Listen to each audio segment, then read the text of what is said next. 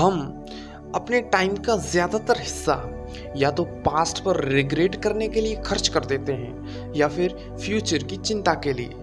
The power of now book हमें यह सिखाती है कि कैसे हमारा मन हमें पास्ट और फ्यूचर में उलझाए रखता है, कैसे ईगो हमें कंट्रोल कर लेता है, कैसे हमें ईगो नुकसान पहुंचाता है, कैसे हम हमेशा प्रेजेंट मोमेंट में रह सकते हैं और प्रेजेंट मोमेंट में रहने के क्या क्या फ़ायदे होते हैं। यदि आप इन सवालों के जवाब जानना चाहते हैं तो आप इस वीडियो को पूरा देखें।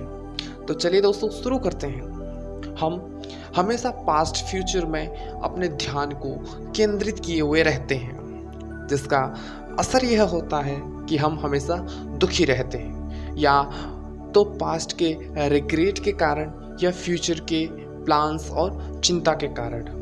लेकिन यह बात हमें अच्छे से जान लेनी है कि हम न पास्ट में जा सकते हैं और न ही फ्यूचर में। इसी जद्दोजहद में हमारा प्रेजेंट मोमेंट जो पूरी तरह से हमारे कंट्रोल में होता है, उसे हम खोते रहते हैं। हमें खुद को इस सच्चाई से वाकिफ करवाना है कि पास्ट और फ्यूचर जैसा कुछ नहीं है।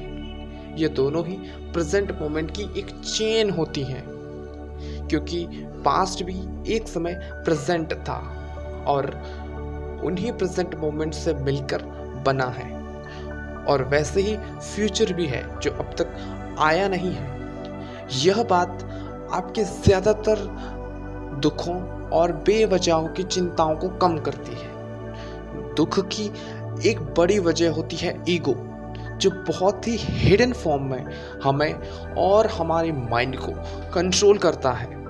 यह हमारी फास्ट फ्यूचर थिंकिंग को इम्पैक्ट करता है। फॉर एग्जाम्पल, अगर पास्ट में हमने कुछ ज़्यादा ही गुस्सा करके खुद को और दूसरे पर्सन को फिजिकली या इमोशनली नुकसान पहुंचाया है, तो ईगो का भी उसमें बहुत ही बड़ा रोल है।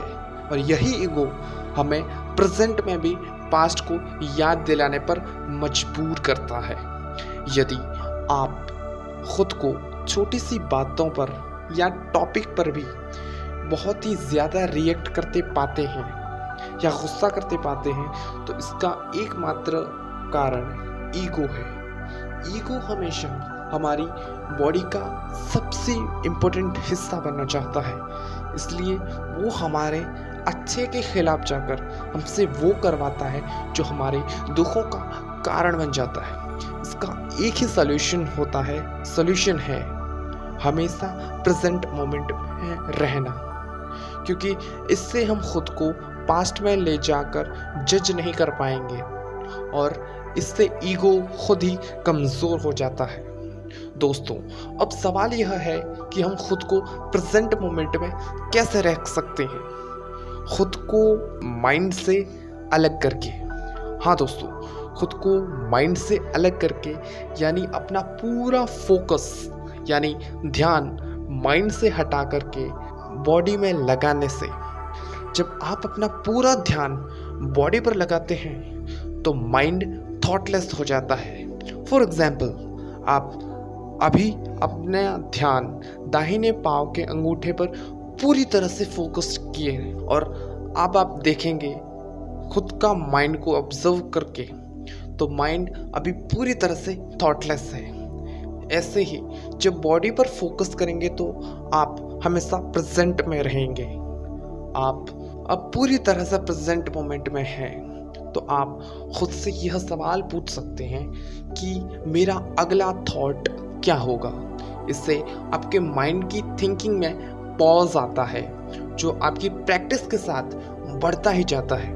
आप खुद को प्रेजेंट मोमेंट में रखने के लिए एक्टिव वेटिंग टेक्निक का भी सहारा ले सकते हैं। इसका मतलब आपको अपनी बॉडी को हमेशा एक्टिव स्टेट में रखते हुए कुछ बहुत ही इम्पोर्टेंट होने वाला है, यह खुद को यकीन दिलाते रहें। इससे श्योरली आप अच्छे से अपने को प्रेजेंट मोमेंट में रख सकेंगे और पास्ट फ्यूचर और ईगोस्टिक पेन से खुद को बचा पाएंगे।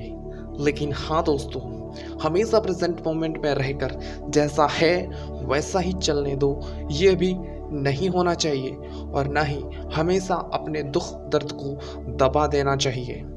दुख दर्द हमारे जीवन का एक महत्वपूर्ण हिस्सा है, हमें हमेशा इसको इग्नोर नहीं करना चाहिए। प्रेजेंट मोमेंट में रहते हुए अपने काम के थ्रू अपनी प्रॉब्लम्स के हल निकालते रहना चाहिए। ये किताब हमें सिखाती है कि हमें किस प्रकार से जीना चाहिए, और इस किताब ने बहुत से लोगों के जीवन को पॉजिटिवली चेंज किया है। बहुत ही अच्छी किताब है दोस्तों।